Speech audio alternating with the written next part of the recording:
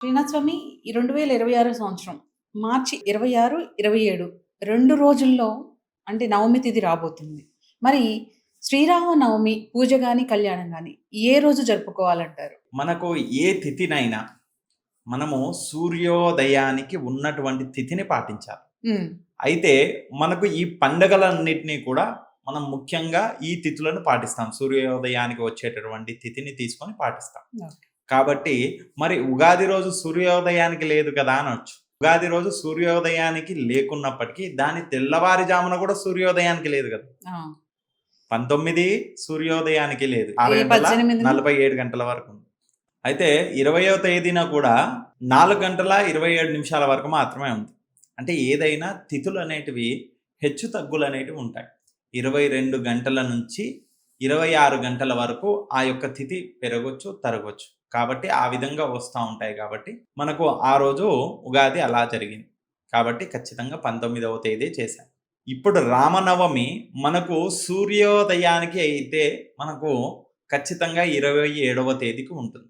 కాబట్టి సూర్యోదయానికి వచ్చిన తిథిని ఆ రోజంతా కూడా పాటించవచ్చు. మరి 26వ తేదీన వస్తున్నటువంటి తిథి మనకు మధ్యాహ్న కాలంలో వస్తుంది. 11 గంటలప్పుడు వస్తుంది. కాబట్టి ఆ సమయాన్ని మనము కళ్యాణం కానీ, ఉపవాసం కానీ ఇవన్నీ మనం చేయలేం కాబట్టి, అప్పటి నుండి చేయలేం కాబట్టి ఈ 27వ తేదీన చేసుకోవడం ఉత్తమం. 27వ తేదీన సూర్యోదయానికి ఉంటుంది. ఆ రోజంతా ఆ తిథిని పాటించవచ్చు. కొంతమంది చాలామంది కళ్యాణాలు పొద్దున చేసేవాళ్ళు అభిజిత్ లగ్నంలో చేస్తారు.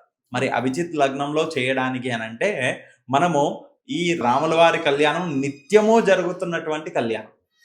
ఆ స్వామివారు కృత, త్రేత, ద్వాపర, కలియుగాలలో ప్రతి యుగానికి ఒక స్వామివారిది నిత్యము వెంకటేశ్వర స్వామి రూపంలో, అలాగే విష్ణు స్వరూపంలో ఈ విధంగా స్వామివారి కళ్యాణాలు జరుగుతూనే ఉంటాయి. కాబట్టి తిథి సూర్యోదయానికి ఉన్నది తీసుకొని ఆ రోజు పాటించుకొని ఖచ్చితంగా 27వ తేదీనే చేసుకుంటే ఉత్తమం.